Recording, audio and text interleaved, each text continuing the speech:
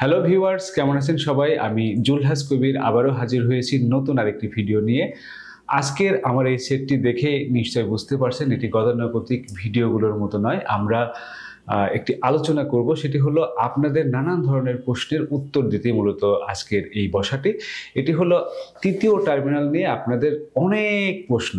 কবে চালু হবে, কেন চালু হচ্ছে না, কি কাজ বাকি রয়েছে, কোথায় মূলত এই তৃতীয় টার্মিনালের আটকে আছে, সেই সকল নানান প্রশ্নের উত্তরগুলোই আমরা দেওয়ার চেষ্টা করব। আপনারা দেখতে পাচ্ছেন আমাদের সঙ্গে আছেন নাইম আবির, যিনি এরই মধ্যে আপনাদের কাছে কিন্তু ব্যাপক পরিচিত, বিশেষ করে এভিয়েশন সেক্টরের নিউজ করা নিয়ে, যিনি স্টার নিউজের সিনিয়র রিপোর্টার হিসাবে কর্মরত।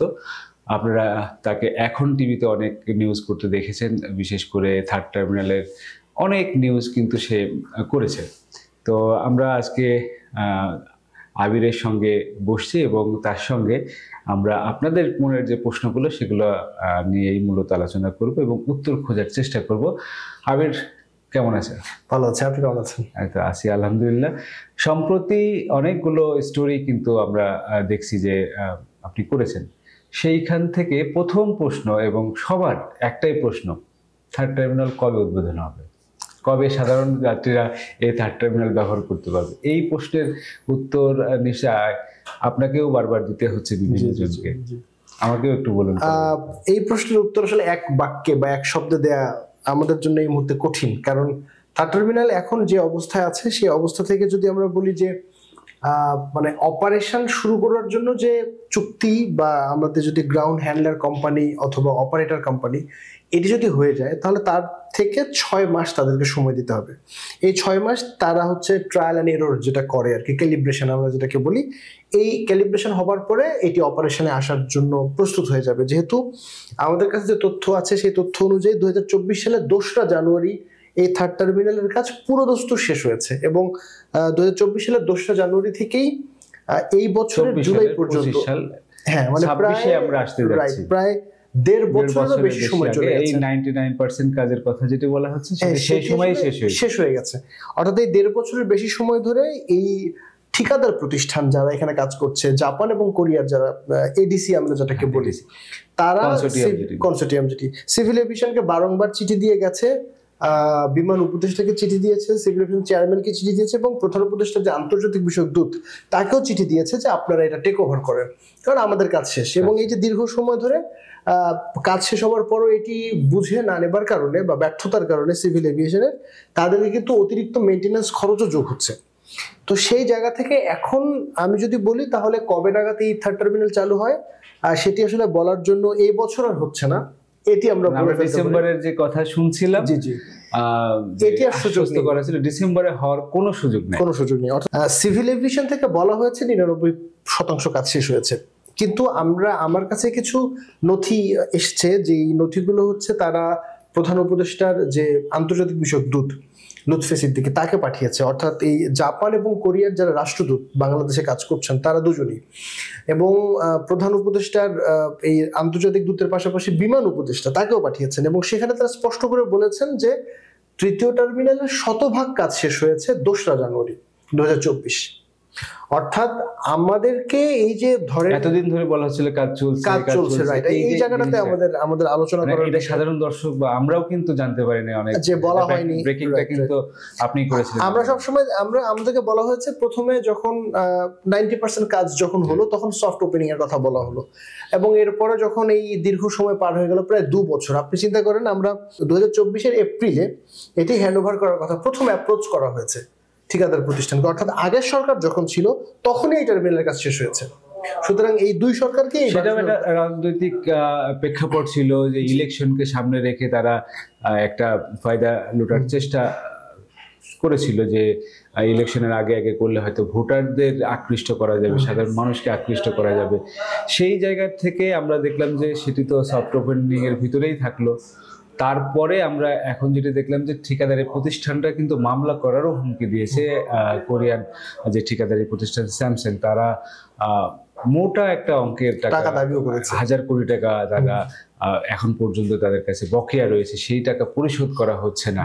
সেটাও তো অন্যতম একটি কারণ। এটি হচ্ছে ওই ব্যাপারটা আমি একটু যদি বলি, যেহেতু আমি বলছিলাম যে 2 জানুয়ারি এর কাজ শেষ হয়েছে, তাহলে গত বছরের মানে 24 জানুয়ারি থেকে 25 জুলাই, আমি যদি এই 1.5 বছরের কথাও ধরি, মানে জুলাই পর্যন্ত আপডেট আমার কাছে আছে। জুলাইয়ের পরে আরো তো 3 মাস চলে গেল। এই 1.5 বছরে অসংখ্যবার তারা বলেছে হ্যান্ড ওভার করার জন্য। এখন যেহেতু আপনি হ্যান্ড ওভার মানে নিতে পারছেন না, সুতরাং বাড়িটা তো আমি বানিয়েছি, এই টার্মিনাল তো আমি বানিয়েছি, মানে এডিসি বানিয়েছে, এবং এই যে এডিসি অতিরিক্ত 1.5 বছর এটা মেনটেন করতে হইলো, এটার জন্য তো ওর একটা চার্জ খরচ হয়েছে, এবং এই চার্জটা তারা সিভিল এভিয়েশনকে বারংবার বলেছে যে আপনাকে শোধ করতে হবে। কিন্তু অতিরিক্ত এই চুক্তির বাইরে এই যে অতিরিক্ত 1.5 বছর সময়, এই সময় মধ্যে সিভিল এভিয়েশন তাদের কোনো চার্জ শোধ করে নাই বা কোনো ফি দেয়নি। এবং এইটার একটা আমরা যতখানি জানি যে 3000 কোটি টাকার মতো একটা দাবি করা হয়েছে এটার, এই অতিরিক্ত 1.5 বছর। এবার যদি আপনি চিন্তা করেন, সেটা কি শুধু চার্জ? হ্যাঁ, মানে মেইনটেনেন্স খরচ, মানে অর্থাৎ আমি নতুন কোনো কিছু তো ওই প্রজেক্টের ইনক্লুড করে না। মানে কিছু বিষয় আছে, যেমন ধরেন মানে কাজের বাইরে প্রকল্প যেটা নিয়ে ছিল, আর এর বাইরেও কয়েকটা কাজ তাদেরকে দিয়ে করানো হয়েছে, এরকম। এইখানে আমি এটার একটা ব্যাপারে আমার কাছে তথ্য আছে। আমি গত যে সিভিল এভিয়েশন চেয়ারম্যানের সাথে একটা ইন্টারভিউ করেছিলাম, তখন উনি বলেছিল যে 600 এর বেশি, মানে 600টার বেশি কাজ হয়েছে এখানে রেডি চুক্তির বাইরে। এবং সেটা যদিও উনি বলেছেন এটা বড় কোনো কাজ নয়, রাইট, ছোট ছোট কাজ, এবং এটি ডিজাইনগত কাজ হয়েছে। সুতরাং এই হিসাবটা আমার ধারণা এই সবকিছু মিলে তারা আসলে দিয়েছে 3000 কোটি টাকা। যদিও সিভিল এভিয়েশন চেয়ারম্যান আবার পিয়ার এক্সটেনশন, যেটা আমরা 2 পাশে 2 পিয়ার এক্সটেনশন, সেটাও কি না, পিয়ার এক্সটেনশনটা এটা সেকেন্ড ফেজ। পিয়ার এক্সটেনশনটা তো এই ফেজ থেকে বাদ দেওয়া হলো, এটার ভিতরে না, এটা ছিল এর বাইরে কিছু কালভার্ট, কিছু ছোট ছোট কাজ ছিল, এবং ভিভিআইপি টার্মিনালের কিছু কাজ বাকি ছিল। মানে সবকিছু মিলে এটি 600 এর বেশি অতিরিক্ত কাজ তাদেরকে করতে হয়েছে, এবং সেটি ছোট ছোট কাজ। তো এই এখন যে সিভিল এভিয়েশন চেয়ারম্যান রয়েছেন, লাস্ট যখন আগুনের ঘটনায় উনি আমাদের সাথে কথা বললেন, তখন আমরা প্রশ্ন করেছিলাম, তখন উনি আবার এটি বলেছেন যে 1000 কোটি টাকার উপরে। অর্থাৎ তার তরফ থেকে বলা হয়েছে যে এই যে 2টা পক্ষ, অর্থাৎ সিভিল এভিয়েশন এবং এডিসি, এই 2টা পক্ষের মধ্যে তফাৎ হচ্ছে প্রায় 1000 কোটি টাকা। অর্থাৎ যদি ওনারা 3000 কোটি টাকা চেয়ে থাকেন, তাহলে হয়তো সিভিল এভিয়েশন 2000 কোটি টাকা দিতে চেয়েছে। এইটা নিয়ে 1000 কোটি টাকার একটা ফারাক রয়েছে, অনেক টাকা কিন্তু। এবং সেটি নিয়ে কোরিয়ার স্যামসাং কোম্পানি, যারা মূল ঠিকাদার প্রতিষ্ঠান, তারা কিন্তু আন্তর্জাতিক আদালতে মামলা করার একটি হুমকিও দিয়েছিল, ডেডলাইনও দিয়ে দিয়েছিল। জুলাই যদি শোধ না হয় তাহলে তারা আন্তর্জাতিক আদালতে যাবে, এবং আন্তর্জাতিক আদালতে গেলে সেটি আমাদের জন্য কি ভয়ঙ্কর একটি বিষয় হবে, সেই বিষয়টি সেটা তো একেবারে পরিষ্কার। কারণ আপনি দেখেন, যখন আমরা দুটি দেশ ব্যবসা করব, উন্নয়নমূলক কোনো কাজ করব, প্রজেক্ট করব, সেটা কিন্তু দুটি দেশের সম্পর্ক, সরকারের সম্পর্ক, দাতা সংস্থাগুলো একটা ওয়ার্নিং পাচ্ছে, ভয় পাবে। আচ্ছা, এখানে যেটি গুরুত্বপূর্ণ বিষয় হিসেবে আমার মনে হয় যেটি ধরা উচিত আমাদেরকে, সেটি হলো যে এই যে এডিসি থেকে যে চিঠিটা পাঠানো হয়েছে, সেই চিঠি তো এডিসি পাঠিয়েছে, এরপরে দুটি দেশের রাষ্ট্রদূত পাঠিয়েছে।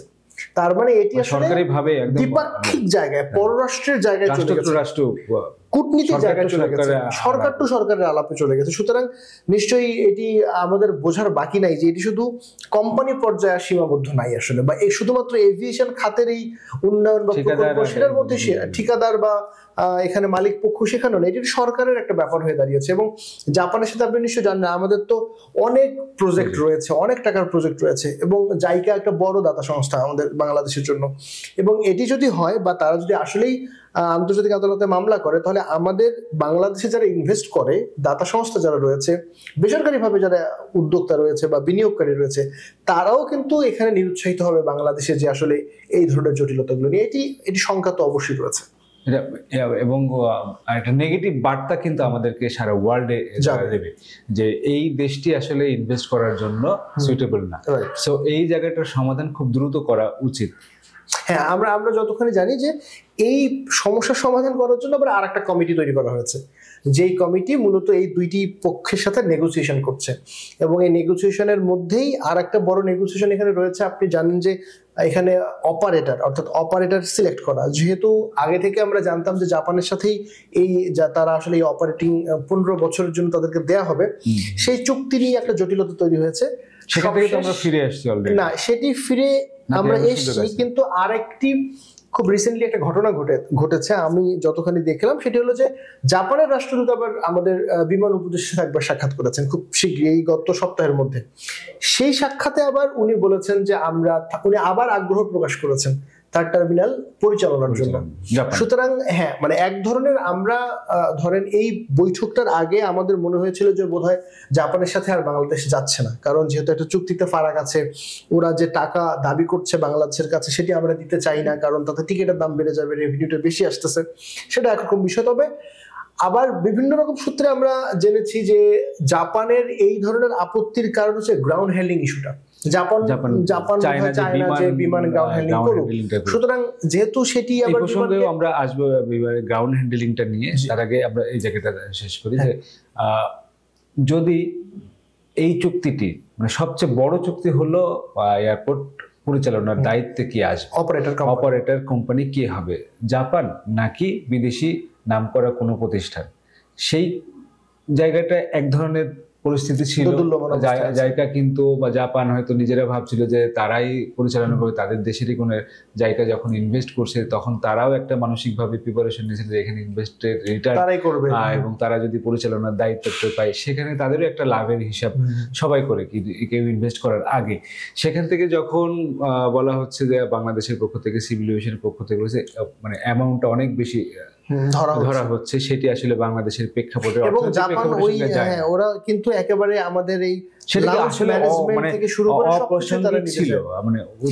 এইটা আসলে এত বিস্তারিত তো আমরা নিশ্চয়ই জানি না, কিন্তু এইটা সত্যি যে আমি যদি খোলা চোখে দেখি মানে লাউঞ্জ ম্যানেজমেন্ট, অর্থাৎ একটা এয়ারপোর্টের লাউঞ্জ কয়টা থাকবে, শুধু লাউঞ্জ, আর সেটা কাকে দেয়া হবে, বা যে কোনো শপ অর্থাৎ জায়গা বরাদ্দ, প্লেস বরাদ্দ, এই সবকিছু কিন্তু জাপান নিজেরা চেয়েছে।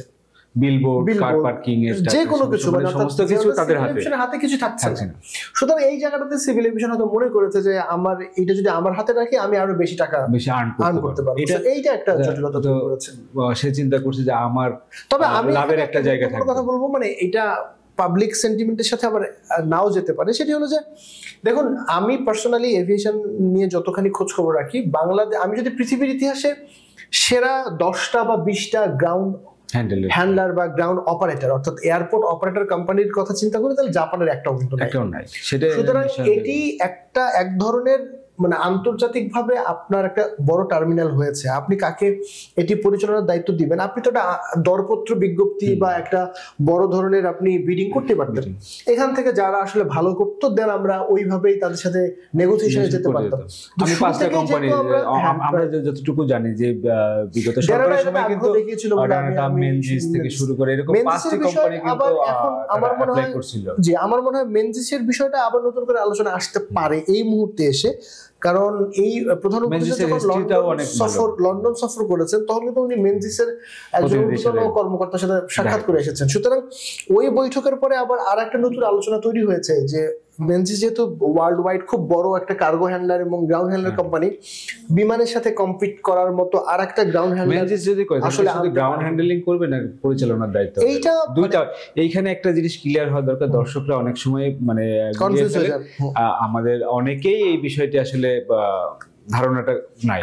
একটা হলো এয়ারপোর্ট ম্যানেজমেন্ট, আরেকটা হলো গ্রাউন্ড হ্যান্ডলিং। মানে আপনার গ্রাউন্ডে যে সকল কাজগুলো অর্থাৎ লাগেজ হ্যান্ডলিংটা অন্যতম একটি, কার্গো হ্যান্ডলিং, যাত্রীর একেবারে টিকিট থেকে শুরু করে বোর্ডিং থেকে শুরু করে তাদের যে আপনার চেক ইন, এই সমস্ত কিন্তু গ্রাউন্ড হ্যান্ডলিং এর ভিতরে পড়ে, অধীনে পড়ে। আর এয়ারপোর্ট ম্যানেজমেন্ট, এই এয়ারপোর্টটি কিভাবে পরিচালনা হবে এবং গ্রাউন্ড হ্যান্ডলিং কিন্তু এয়ারপোর্ট ম্যানেজমেন্টের আন্ডারেই থাকবে, এই পরিচালনার আন্ডারে গ্রাউন্ড হ্যান্ডলিং। তো দুইটা পার্ট, এই একটি পার্ট সবাই কিন্তু ক্লিয়ার করতে চাই। মানে থার্ড টার্মিনাল মূলত পরিচালিত হবে 3টা পদ্ধতিতে। প্রথম পদ্ধতি হচ্ছে এখানে একটা অপারেটর কোম্পানি থাকবে, সেটি যদি জাপান হয় তাহলে জাপান, মেনজিস হলে মেনজিস, অন্য কোনো ডেনাটা হলে ডেনাটা, যে কেউ। তাহলে এক নম্বর হচ্ছে অপারেটর, যিনি অপারেট করবে এবং এর অধীনে পুরো এয়ারপোর্ট ম্যানেজমেন্টটা থাকবে এবং মেইনটেনেন্স ওনার আন্ডারে থাকবে। আর একটা পার্ট হচ্ছে গ্রাউন্ড হ্যান্ডলিং, অর্থাৎ এই আপনি যেটি বললেন গ্রাউন্ড হ্যান্ডলিং সেবাগুলো যেগুলো পরে, অর্থাৎ একদম যাত্রী সেবা থেকে শুরু করে লাগেজ যত ধরনের সেবা আছে, এইটা হচ্ছে আর একটা পদ্ধতি। 3 নম্বরটা হচ্ছে রাষ্ট্রীয় যে বিষয়গুলো থাকে, যেমন ইমিগ্রেশন, কাস্টমস, রাজস্ব, মানে এই বিষয়গুলো সিভিল এভিয়েশন নিজে নিয়ন্ত্রণ করবে। মানে অর্থাৎ আমাদের যে কাস্টমস আছে, আমাদের যে ইমিগ্রেশন আছে, ওরা ওদের মতো করে আমাদের যে সরকারি যে সিস্টেম সেটি, অর্থাৎ এই সেভাবে এই 3 ভাবে হচ্ছে থার্ড টার্মিনাল অথবা বাংলাদেশের একটা আন্তর্জাতিক বিমানবন্দর পরিচালিত হতে পারে। যেহেতু এর আগে আমরা এই বিমানবন্দরগুলো, আপনি একটা জিনিস খেয়াল করবেন, বিশ্বের সব থেকে বড় বড় যত বিমানবন্দর আছে এবং আইকাও এর নিয়মের মধ্যে আছে যে অথরিটি এবং অপারেটর দুটো এক জিনিস নয়, কিন্তু কি শুধুমাত্র বাংলাদেশে ব্যতিক্রম, যেখানে আমরা সিভিল এভিয়েশন এয়ারপোর্ট গুলোর মালিক অর্থাৎ সে অথরিটি, আবার সেই অপারেটর। সেক্ষেত্রে থার্ড টার্মিনালটা একটা আলাদা জিনিস হতে যাচ্ছে, যে যিনি, কারণ থার্ড টার্মিনাল আসলে সক্ষমতা আমাদের অপারেট করবে না, সেই সক্ষমতা তৃতীয় পক্ষকে দিয়ে করাবে, যাতে রাইট মালিক তাকে সেবাটা নিশ্চিত করার জন্য তাকে চাপটা দিতে পারে যে আমি এই সেবা চাই, তুমি দাও না, রাইট। এবং এইটা মান বাড়বে, ভালো চর্চা, এটাই হচ্ছে ভালো চর্চা, এটাই হয়ে থাকে বিশ্বব্যাপী। তাই হয় যে অথরিটি হচ্ছে শুধু অথরাইজেশন দেখবে, নিয়ম নীতি তৈরি করবে এবং নিয়ম নীতি না মানলে সেটা অ্যাপ্লাই করবে। আর অপারেটর হচ্ছে বেসরকারি অপারেটর হইতে পারে, বিদেশি অপারেটর হইতে পারে, যে কেউ অপারেটর হইতে পারে, রাষ্ট্রীয় অপারেটরও হতে পারে। সে আমাদের নাই চলে, সেই এক্সপেরিয়েন্স আমাদের এরকম কোনো অপারেটরের নাই। এখন আমরা আসি যে গ্রাউন্ড হ্যান্ডেলিং এর বিষয়টি। এয়ারপোর্ট ম্যানেজমেন্টের দায়িত্বে অপারেটর চলে আসাটা খুব জরুরি, সেটি নিয়োগটা হচ্ছে না। সেই নিয়োগটি যখন হয়ে যাবে তখনই কিন্তু যে কথাটি আবির বললো যে 6 মাস সময় দিতে হবে তাদের এই জিনিসগুলো তৈরি করে। কি কি জিনিস তৈরি করতে হবে এটি দর্শকরা অস্পষ্ট, কি কি সেটা যদি মানে এইটা একটা টার্ম আছে যেটাকে বলা হয় ওরাট, অর্থাৎ মানে এয়ারপোর্ট ট্রান্সফার। অর্থাৎ আমরা যেহেতু থার্ড টার্মিনাল একটা পুরোদস্তুর থার্ড টার্মিনালকে অপারেশনে নিয়ে আসা মানে আসলেই আদতে একটা বিমানবন্দর অপারেশনে নিয়ে আসার মতো কর্মযোগ্য আমাদের ক্ষেত্রে। এর আগেও সিভিল এভিয়েশন চেয়ারম্যান একাধিক ইন্টারভিউতে আমাকে বলেছিলেন যে একটা টার্মিনাল অপারেশন আনা এটা কঠিন মোর দ্যান একটা এয়ারপোর্ট অপারেশনে আনা, রাইট। অর্থাৎ উনি যেটা বোঝাতে চেয়েছেন যে আমি নতুন করে বানালাম এবং নতুন করে স্থাপন করলাম, কিন্তু এখানে যেটা হবে ট্রান্সফার করতে হবে। একটা চলমান সিস্টেম আছে, অর্থাৎ টার্মিনাল 2 এবং টার্মিনাল 1, আমাদের 2টা টার্মিনাল আছে। সো এই 2টা টার্মিনালের সাথে থার্ড টার্মিনালটার এই যে ট্রান্সফার প্রক্রিয়া, সেই প্রক্রিয়াটাকে জটিল প্রক্রিয়া উনি বলেছেন, মানে আমাদের সাথে যখন উনি এর আগে একবার কথা বলেছিলেন তখন। সুতরাং এটি একটা গুরুত্বপূর্ণ বিষয়। এই 6 মাসের যে প্রক্রিয়ার মধ্যে এখন অবকাঠামো যেটা তৈরি হয়েছে, বাকি যেটা আছে, এটা তো কোনো বাস স্টেশন না বা ট্রেনের কোনো স্টেশন না যে আমি আসলাম টিকিট কাটলাম চলে গেলাম। এটা একটা অটোমেটেড প্রক্রিয়া। লাউঞ্জ গুলো তৈরি হবে, ডিউটি ফ্রি শপ গুলো তৈরি হবে, কোথায় বসবে, তার ডিজাইনটা কেমন হবে, একেবারে এই কাজগুলো তো বাই প্লাস সেটআপ, এবং সেই অপারেটর নিয়োগ না হলে এই কাজগুলো সম্ভব হচ্ছে না, রাইট। কারণ এবং অপারেটর নিজেই আসলে এটা ঠিক করবে যে আমার এখানে লাউঞ্জ। আপনি থার্ড টার্মিনালে তো অনেকবারই বিলবোর্ডগুলো কোথায় বসবে, আপনি নিশ্চয়ই দেখেছেন যে লাউঞ্জ শুধু জাস্ট একটা মানে সাইনবোর্ড দেয়া আছে যে এখানে লাউঞ্জ বসবে, একটা জায়গা করে রাখছে যে এটা লাউঞ্জ। এখন এই কাজটা হচ্ছে অপারেটরের। কিন্তু আমি যদি হিসাব করি 19 থেকে 25 মানে 6 বছর ইতিমধ্যেই শেষ। আরো কত বছর লাগবে বা কত মাস লাগবে, 2026 সালের কতদিন যাবে, তার মানে 6, 6.5, 7 বছরও এটি কিন্তু নিচ্ছে মানে অপারেশনে আসার আগে। সুতরাং মানে আমরা বিভিন্ন রিপোর্টও দেখলাম যে এখানে যে সিলিং এর বিভিন্ন যন্ত্রপাতি এগুলোর আসলে মেয়াদ শেষ হয়ে যাচ্ছে। সুতরাং এইটা যখন আপনি চালু করবেন তখন আবার এই মানে যন্ত্রপাতিগুলো রিপ্লেস করতে হবে। সুতরাং এমনিতে হ্যাঁ এমনিতে তো আপনি 22,000 কোটি টাকা খরচ করেছেন, যার জন্য আবার 4,000 কোটি টাকা দুদক মামলা করছে যে এখানে মানে বাজেট বাড়ানো হয়েছে, এই প্রেক্ষিতে লুটপাট করা হয়েছে।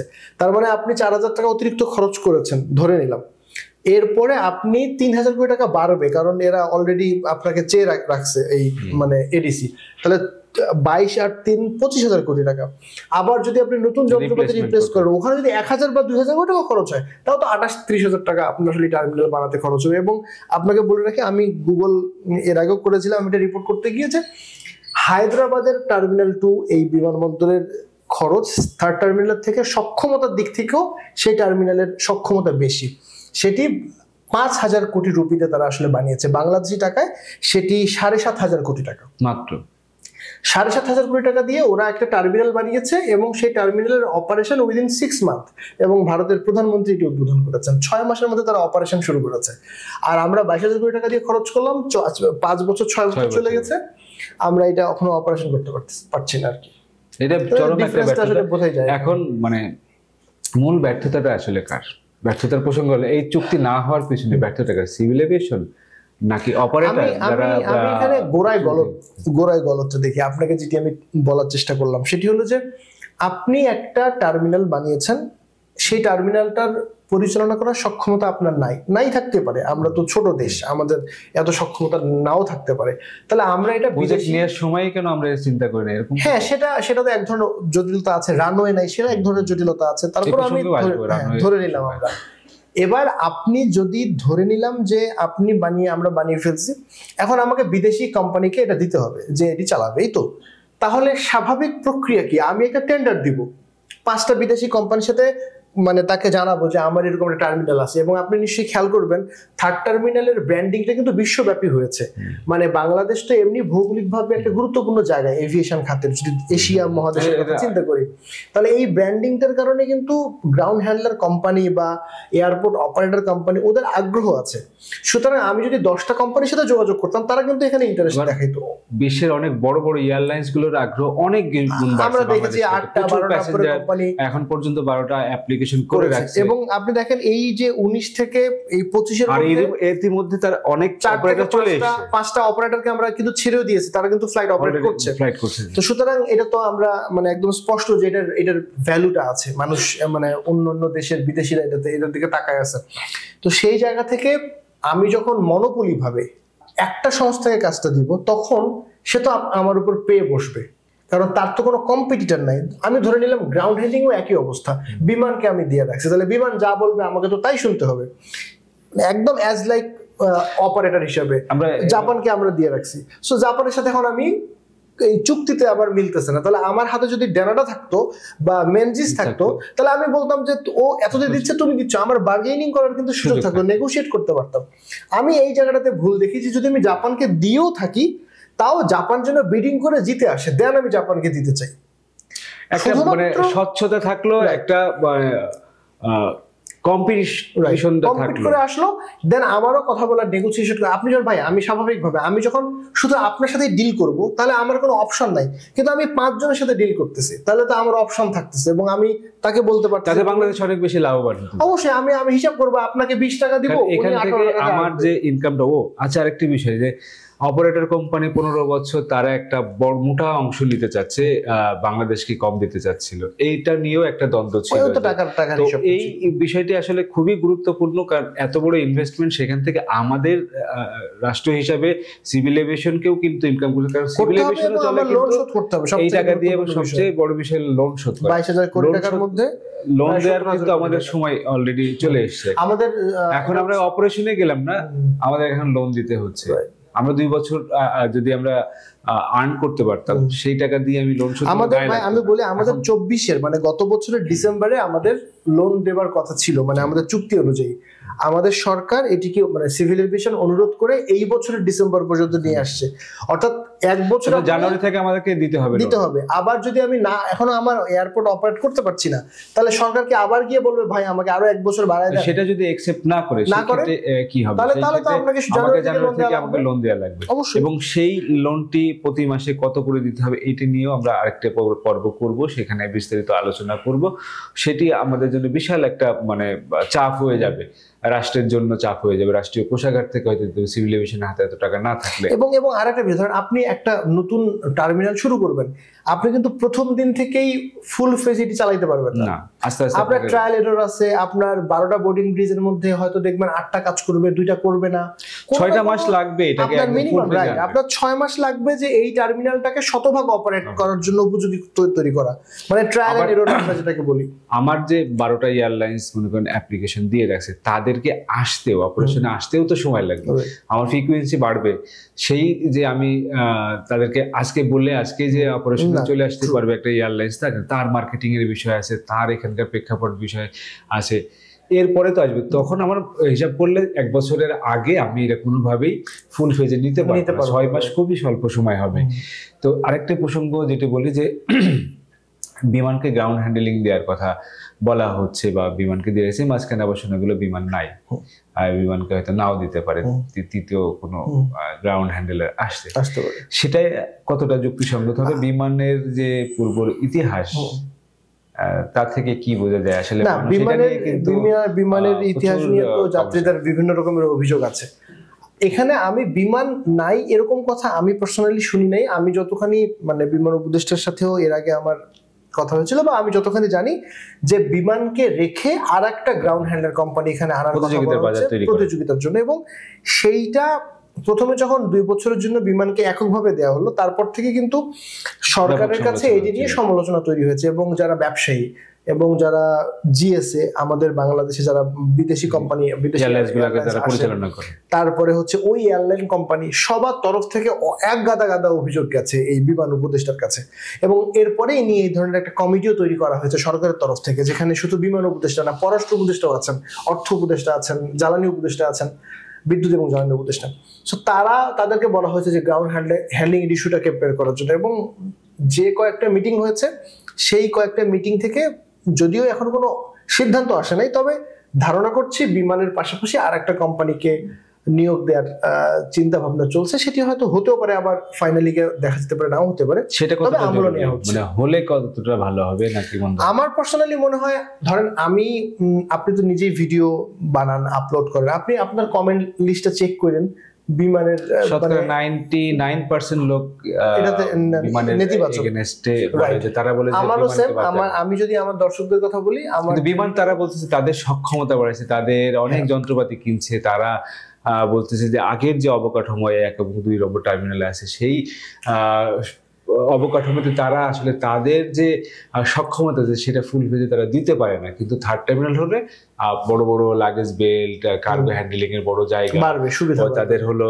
যে আমার কার্গোতে যে 2টা নতুন টার্মিনাল হয়েছে এক্সপোর্ট এবং ইম্পোর্টের, সেখানে ম্যানুয়ালি আর কোনো কাজ নেই, অটোমেশন।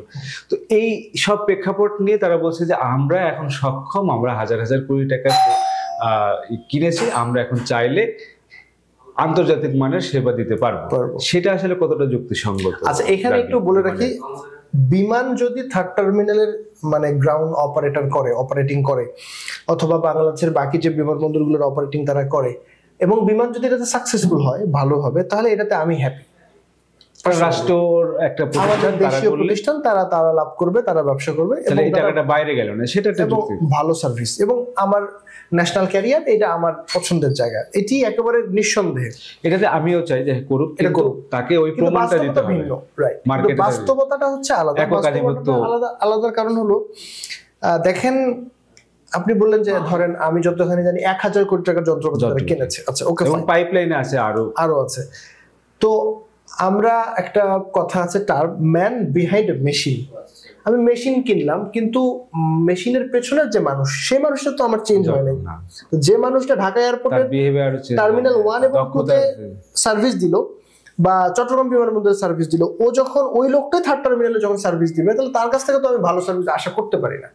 এবং আপনি একটা জিনিস চিন্তা করেন, এই যে 50 বছরের বিমানের অভিজ্ঞতা, 50 বছরের বিমানের অভিজ্ঞতা তো বিমান কথায় কথায় বলে, কিন্তু 50 বছরের অভিজ্ঞতা ও কি আপনাকে বা আমাকে বা আমাদের সামনে অথবা দর্শকদের সামনে গ্রাফে দেখাইতে পারে যে 49 বছরে আমি এত ভালো করছি, 50-এ এসে আর একটু ভালো করছি, তার ডেভেলপমেন্ট আমরা দেখি না, 25-এ এসে আমি এত শতাংশ আমি ডেভেলপ করছি। সুতরাং সেইটা মানে একটু তারপর একটু ভালো কথা বলতে হয়, আমরা 24-এ 5 আগস্ট পরবর্তী সময় কিন্তু কিছু ভালো কাজ হয়েছে। আমি যতখানি জানি যে প্রায় 80% লাগেজ 1 ঘন্টার মধ্যে ডেলিভারি দেওয়া সম্ভব হয়েছে। সেটা ওই সময় কিন্তু আবার সেটি কিন্তু শুধু বিমানের ক্রেডিট না, এটা কিন্তু এয়ারপোর্ট ম্যানেজমেন্টেরও ক্রেডিট। শুধু বিমানে এককভাবে এটার ক্রেডিট দিতে পারে না, কারণ এটাতে আমরা দেখছি যে এয়ারপোর্টে ম্যানেজমেন্ট সিভিল এভিয়েশন এটাতে খুব চাপ দিছে যাতে এই, কিন্তু আপনি আবার সেম রেজাল্ট আজকে গিয়ে দেখেন, বিমান কিন্তু আগে ওই 24 সালের যে জায়গায় ছিল এখন সেই জায়গায় নাই।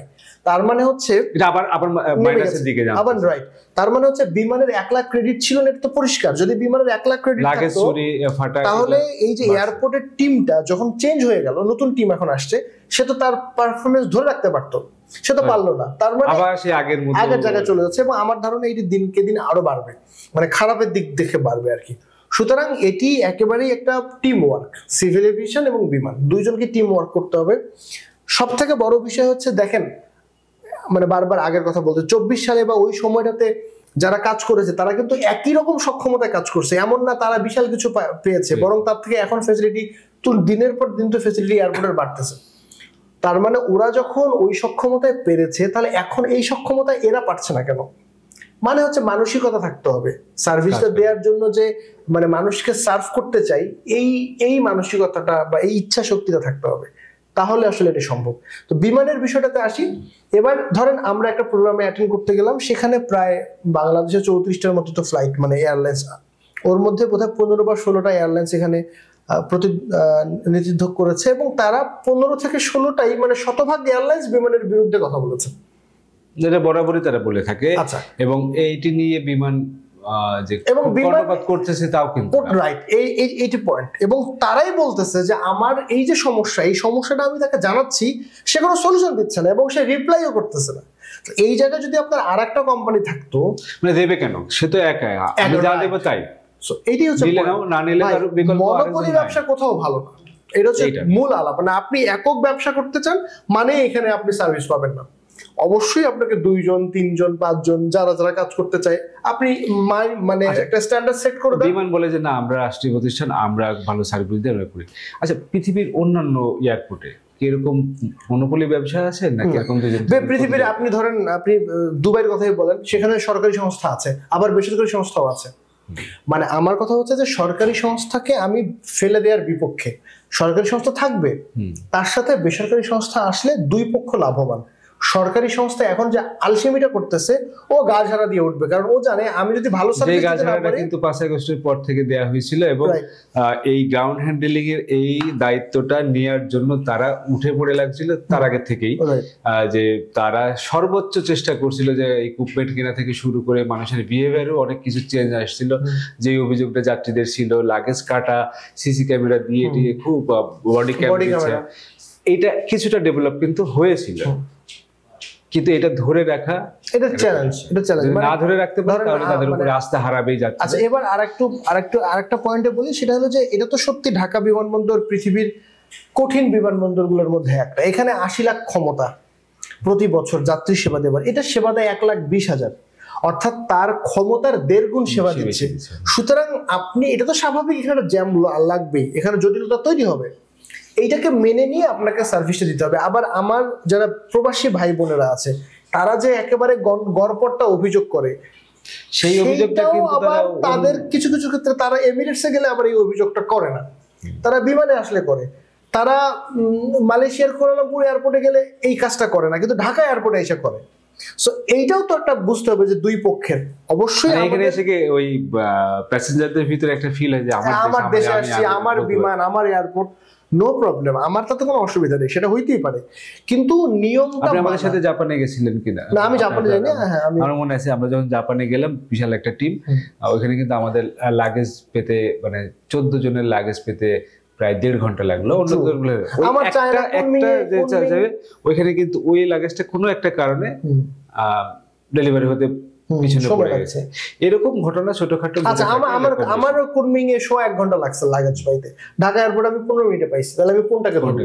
আবার আমি যখন সিঙ্গাপুর এয়ারপোর্টে যাচ্ছি, সিঙ্গাপুরে কিন্তু ইমিগ্রেশন হতে বেশি সময় লাগে না। আপনি জাস্ট নামলেন, 10 থেকে 15 মিনিটের ভিতরে আপনি ইমিগ্রেশন করে কিন্তু লাগেজ বেল্ট একদম ইমিগ্রেশন পরে, আমি কিন্তু লাগেজ বেল্ট তখন পেয়ে যাচ্ছি, যে বেল্টে যেয়ে দেখে আমার লাগেজ। সিঙ্গাপুরে দেখেন, আমাকে সিঙ্গাপুরে বাংলাদেশের যে কান্ট্রি ম্যানেজার বিগত সময় ছিল, স্টেশন ম্যানেজার, উনি আমাকে দেখেন ম্যানুয়ালি একটা কাজ নেই, সব অটোমেটেড লাগেজ গুলো উঠছে একদম, এখানে একটা মানুষের স্পর্শ করছে না। তো এই যে এটা করতে কিন্তু তাদের বেশি টাকা খরচ করতেছে, একটা যন্ত্র আমরা 1000 এবং ওর ম্যান পাওয়ারটা রেডি করতে হয়েছে, এই যন্ত্রটা যে চালাবে, মেশিনটা যিনি চালাবে তাকে তৈরি করতে হয়েছে। এখন আপনি দেখেন আমাদের জায়গার কাছ থেকে তো অনেকজনকে ট্রেনিং করানো হয়েছে বিমান, ট্রু, এবং সেটার আমরা তো আমি আউটপুটটা বেশি আমরা পাবো আশাবাদী। দর্শকদের কমেন্ট দেখে মনে হয় যে এদিকে আসে আমরা অনেক সময় নিয়ে নিলাম, আমরা লাস্ট পর্যন্ত বলতে পারি যে কবে উদ্বোধন হচ্ছে এই প্রশ্নের উত্তর দর্শক আপনারা বারবার জানতে চেয়েছেন, সেই উত্তর কিন্তু আমার কাছে নাই। আমরা এটা বলতে পারি এবছর হচ্ছে না, এটা নিশ্চিত, কিন্তু কবে হবে সেটা একমাত্র কি আল্লাহ জানে।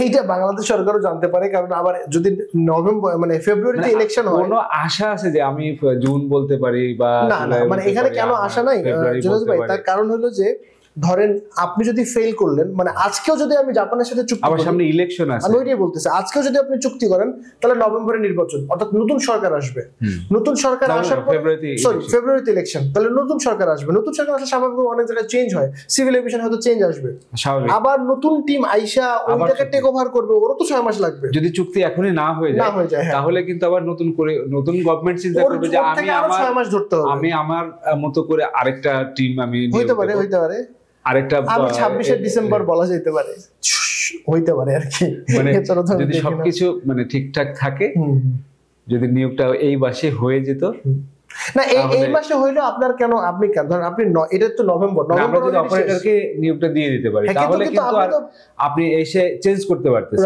Right.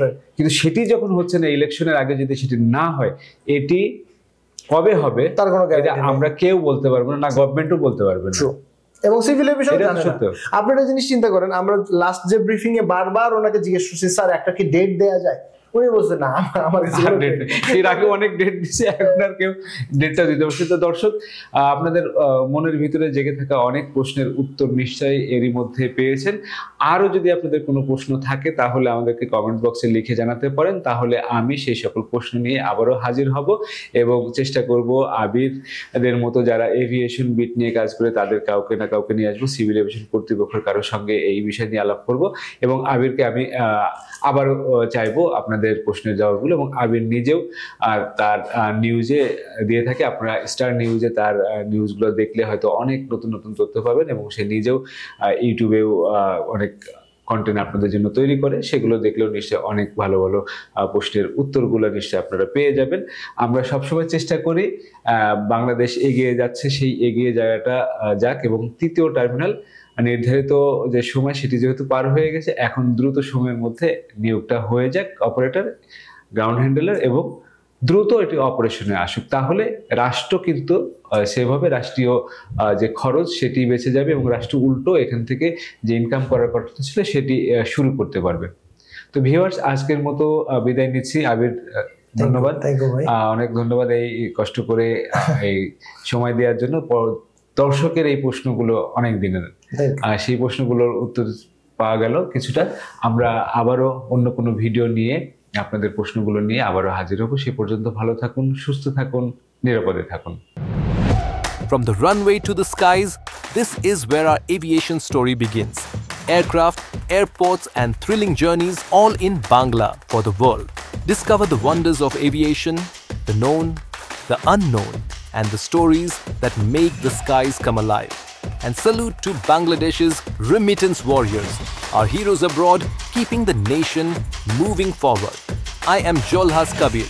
Welcome to the skies and to the stories that truly matter.